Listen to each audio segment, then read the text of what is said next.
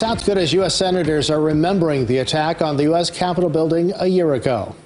Yeah, supporters of President Donald Trump, who believed the election was stolen, tried to stop the Senate from certifying the votes from the Electoral College. Both Senators John Thune and Mike Rounds were in the chambers when the mob outside overran Capitol Police and stormed the Capitol building. Today, I spoke with Senator Rounds, who is in Washington. USA! Rounds says he could hear windows breaking and people yelling. And that's when armed guards locked the doors and began evacuating the senators.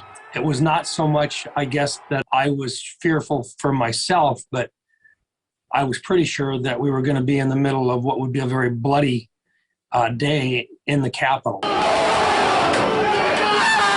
And that would be the case, with numerous people badly injured and one protester and one Capitol Police officer dead.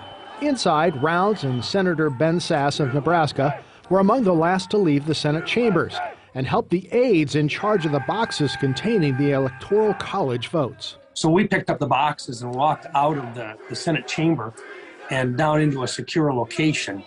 And I just remember that because I got to thinking about the significance of what those boxes meant and the fact that every single state had laid out and had certified to Congress in the Electoral College who they voted for on a state-by-state basis for the next president of the United States. And we had those there.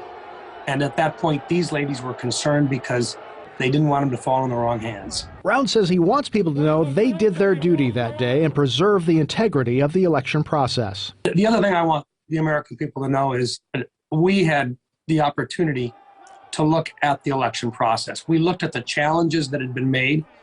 None of them proved to be fruitful for the former president.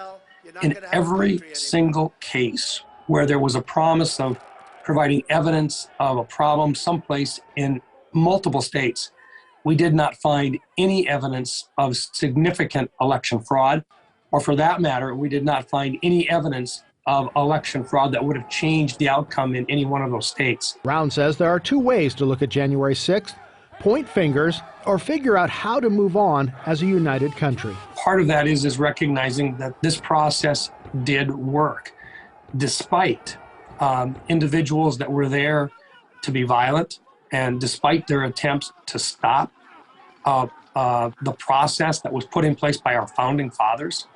It did not happen. Vice President Mike Pence fulfilled his constitutional responsibility, and he did it in the face of major challenges. And he stood his ground, and he did what he was supposed to do.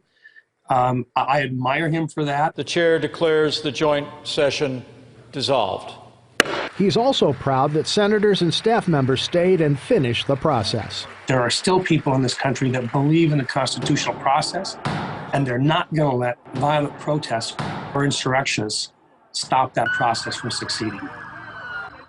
Senator John Thune issued a statement today. In part, it said, "I am committed to doing whatever I can to prevent something like this from ever happening again." Thune also thanked Capitol Police and the National Guard for doing their part to keep people safe.